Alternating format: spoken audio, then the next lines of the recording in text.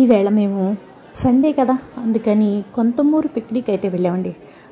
పిక్నిక్లోను నందికేసిన నోములు మీకు ఆల్రెడీ కిందటి వారం పెట్టేశాను కాబట్టి వీడికి ఇదే కంటెంట్ అనుకుంటారు, అందుకని పెట్టలేదు.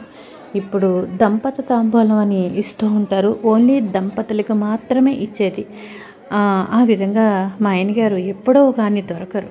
ఈ విధంగా మేము తీసుకొని మా అమ్మాయి చేత మా అల్లుడి చేత కూడా ఇద్దరి చేత కూడా దంపత తాంబూలం తీసుకుని అయితే కొంతమూరు మేము పిక్నిక్ అయితే వెళ్ళాం కదండి.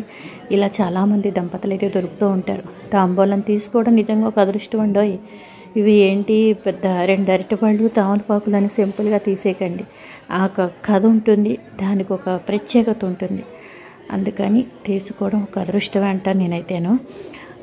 తీసుకున్న తర్వాత అయితే టిఫిన్లు అవి తినేసి నందికేశ్వర నోములు అయితే చాలా బాగున్నాయండి. అక్కడ ఉండి భోజనాలు అవి ఇచ్చేసి రిటర్న్ అయితే బయలుదేరిపోయాం. ఇక్కడ హోమం చేసుకున్నారు, పూర్ణాహుతి హోమం అండి చేసుకునంటే ఆ హోమం కూడా ఉండి చూడడం కూడా ఒక లక్ అంటాను. ఆ టైంకి వెళ్ళడం, ఈ పూర్ణాహుతి టైంలో కూడా చూడడం కూడా ఒక లక్కే. మనం ఇంట్లో ప్రత్యేకించి చేసుకుంటే ప్లేస్లే ఉండవు కదా ఎవరికి కూడాను, ఇలా కన్వీనియంట్గా ఉండదు.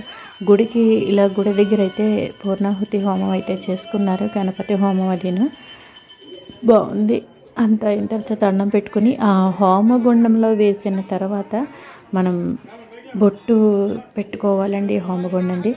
ఆ తర్వాత మళ్ళీ హోమంలో ఇవన్నీ పూర్ణాహుతి అయిపోయిన తర్వాత మళ్ళీ మనం వేయకూడదు ఏమీ కూడా.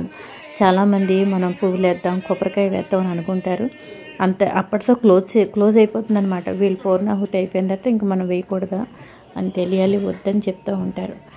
ఇక్కడ ఇంకా సండే మార్కెట్కి వచ్చానండి.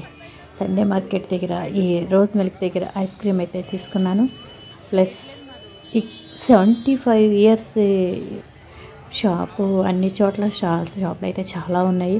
కానీ కొంచెం నేను బజార్కి ఏదో కొనుక్కోవాలని చెప్పి వచ్చాను. ఎప్పుడో కానీ సండే మార్కెట్కి అయితే నేను రానండి. ఎంత బిజీగా ఉందో ఒక్కసారి చూడండి.